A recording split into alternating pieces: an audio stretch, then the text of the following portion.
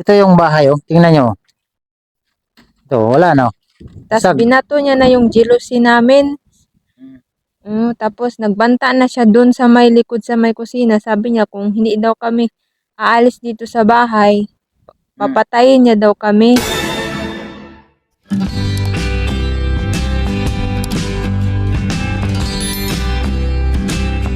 Magandang araw sa inyo mga kababayan at narito tayo ngayon sa Barangay Magdug, Gobernador Generoso, Davao Oriental, no? So, narito tayo ngayon sa bahay na Tilabri. Kasi may nakapagsabi sa akin na yung bahay daw ni Tilabri ay iniba ng magnanakaw. So, puntahan natin ngayon, alamin natin kung ano yung nangyari sa bahay nila. At may dala tayong grocery at saka bigas. So, samahan niyo ako ngayon sa aming vlog. So, tara. So, narito na tayo sa bahay na Tilabri. Diyan siguro sila, oh. Ayo! Oh, saan namin balay yun? Saan eh? Ayo! Mayong hapon, mayong gabi. What? Oh, kasi gabi na ba, madilim. Uy! Gapa mo lang. Gapa mo kayo sa ating purba. Basta? Okay lang. Kung saan may natapos yung balay, guba pa daw. Kuan may, ewan ko sino yung tao nga, kuan may natugran niya. Gusto daw niya makitulog. Nya, ingon man ako mama, di pwede kay ba mga babae, may basig kasabaan mi aning balay nya. Palayason mi kay nganong magdog man mig lalaki diri Nya. So, sige tayo yan, mag-usapan natin ngayon. Dito muna tayo sa labas, parang mainit. Dati, tayo sa labas, mainit dyan. Linawin natin yung mga pinag-usapan natin, parang naguguluhan ako ko. Kaya nga muna, nihingal kasi ako. Para si Tilabliasa mong mama. Naano sa salon. Pero ate, so yun mga kababayan, at kasama ko na ngayon si Ate Lovely, no? So dahil nabalitaan nga natin na ang bahay niya ay giniba daw ng tao. So ngayon, linawin lang natin kung ano talaga yung nagiba at para makausap natin si Ate Lovely, kaya ako pinuntahan. Kaya ako natagalan to sa pagpunta kasi may trabaho ako. Kaya ngayon, nabalitaan ko kasi na giniba daw ng tao yung bahay nila. So ngayon kausapin natin sa Ate Lovely kung ano yung nangyari, no? So ate, tanungin kita, ano yung nangyari sa bahay? Sabi nga, Madam Daisy, pwede ba matulog dyan? Tapos sabi niya, paano na daw ang pulong ng Diyos? Tapos, katagalan, may parang may pinaputok siya, parang may pumutok ba? Tas binato niya na yung jealousy namin. Tapos nagbanta na siya dun sa may likod sa may kusina. Sabi niya kung hindi daw kami aalis dito sa bahay, papatayin niya daw kami. Yun ang sabi niya. Kaya madali na binuksan ko yung pinto dun sa harapan. Tapos tumakbo kami, tumakas kami. Anong oras yun gabi? Anong oras sa gabi? 12:00. Alas 12 na ng gabi. Nakita mo yung pagmukha niya, kabisado mo yung mukha niya, kilala mo, hindi? Nung pagbalik namin, nakita namin na may nag-ilaw sa may manggahan dun sa madilim na parte ba ng unahan sa Iglesia ni Cristo. Solar pala namin dinala niya, tas inilaw niya. Tapos inispatan ni Lola yung muka, tapos inispatan din ni Mama, nakahubad na lalaki, tapos short lang ang suot, tapos may maskot yung mukha, yung parang nakabunit. Damit ba, binalot niya sa mukha niya para hindi siya makita. Siguro alam niya na maaabtan siyang suga.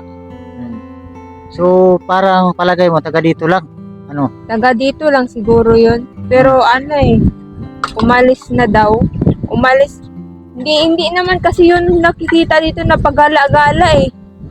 Kaya siguro baka doon yun sa may Kabuaya o naan sa Kabuaya nakatira ngayon. Hindi yun makikita, mapafinding ng mga pulis. Pwede naman yung dumaan na dito, umalis na ganun. Pero kasi binabanggit niya yung pangalan ni mama mo, siguro kakilala niyo yun. Kakilala kayo o ganun, di ba? Parang ganun, no? Yun lang ang nakakapagtaka. Baka kasi sabi niya kasi wala daw, paano daw ang kinabukasan niya kung hindi daw siya makatulog sa bahay namin, sabi niya.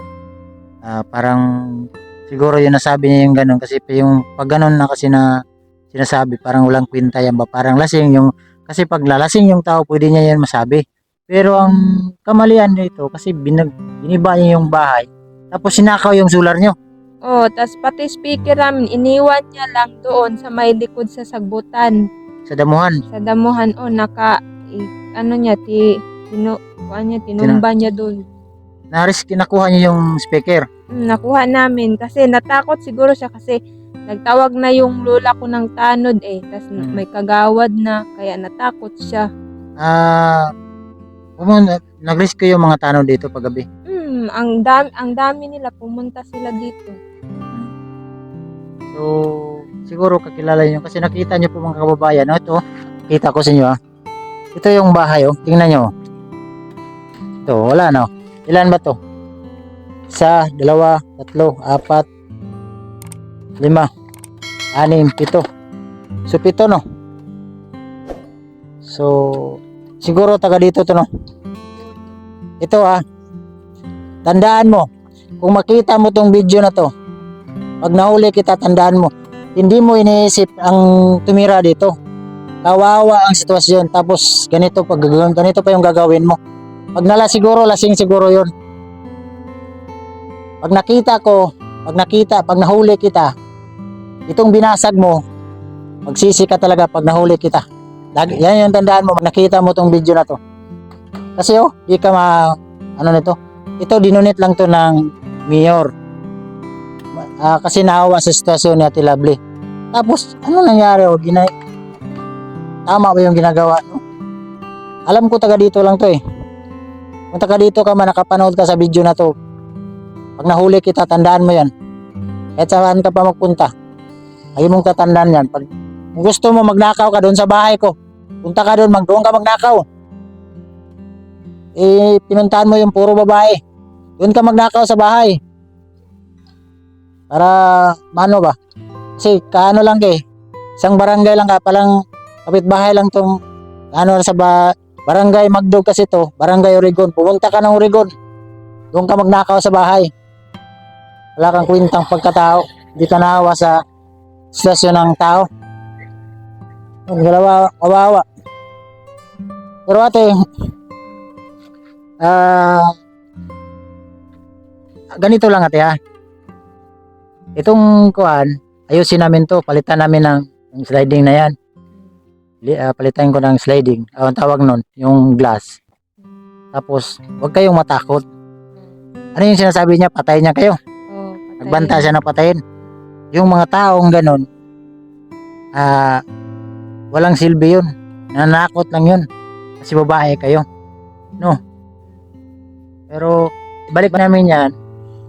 Bumalik kayo dito, huwag kayong aalis dito Pero kung sakali mang bumalik sa dito, sumigaw kayo. O hindi tumakbo kayo. Maghawak kayo ng mga lagari. Pag pumasok sa bahay nyo, tagayin nyo na kagad kasi trespassing na siya Kasi hindi yung mabuti yung ginagawa niya. Nakawan pa kayo, tapos sirahin pa niyo yung bahay. Di ba? Siguro kakilala yun, taga dito lang siguro yun Kung sino ka man, yung tatandaan mo. Pag nahuli kita, magsisi ka talaga sa ginagawa mo. Gumawa kami ng kabutihan, di kami gumawa ng kasamaan. Ginawa namin ka Ate Lovely dahil naawa kami sa sitwasyon niya. Naawa kami sa kalagayan niya, sa bahay niya. Binigyan ng mayor ng bahay, na plastar, tapos nakatulog ng maayos para hindi sila mabasa. Tapos sisirain mo, nakawan mo pa. Hindi ka naawa sa sitwasyon nila. Kung ano yung kalagayan Ate Lovely ngayon. Tapos ganun lang, sirain mo yung bahay. Kahit piso wala kang ambag dito. Pero yung tatandaan mo, doon ka magnakaw sa bahay. Sa Oregon, punta ka ng Oregon sa bahay. Doon ka magnakaw. Mga klaseng pagkatao. Kung makita mo tong video na to, sir, kung sino yung nakakilala sa nagdiba nito. Alam ko taga dito yan sa Makaling, either sa ibang, basta dito lang yan. Ang trip niya siguro, parang lasing ba? Kaya, ilang araw na dati? Mga 3 araw na ngayon. 3 days na. Kasi, hindi ko to napuntahan po mga kababayan dahil sa sobrang masama kasi yung panahon. Tapos may trabaho kasi akong inasikaso. Kaya matagalan. Tapos may bagyo kasi, masama yung panahon, ulan, hangin. Napakalakas yung hangin, no? Mm. So, kaya nabalitaan ko kahapon, kaya pinuntahan ko agad ngayon. So, ngayon natin, may bigas pa kayo? Wala na din. Tama-tama. Sabi ko nga sa kanila, pag walang bigas, sabihan nila ako kasi nandyan lang ako palaging nagbibigay sa kanila. Tingnan mo sila, walang silang bigas, pinabutan ko pa ba dahil sa walang nagbigay sa kanila, no? So, kunin ko muna yung bigas. So, yun mga kababayan, kaya ako binalikan sila dito pa. Pinusta din natin ang bahay dahil sa nangyari sa bahay nila. So, ngayon, may dala tayong grocery para sa kanila. So, grocery niya di ate. Oh. Ikaw. Oh, kindi. Sayang bata. Biscuit ate. Ano kay biscuit rin ha? Kaya may mga gatas rin ate oh. Para wala ha. Bugat man. Yung gatas niya. Kanya na yung mga sardinas rin oh. Ha? Kano lang kuha na ate ha? Salamat ulit kay Anoy. O salamat kay Mion. Ulit inohali. So, ate, di ka mag-inom-inom kape na gatas niya ha? Kay para sakto ka energy kay yung kape mong good delikado ha. So ay isa lang akong gisang nyo sa inyo ha. Ayaw yun mo sig lakaw-lakaw dre kay lisan ako ng kanang kuan glass. Ug maggunit mong sundang. Paminaw.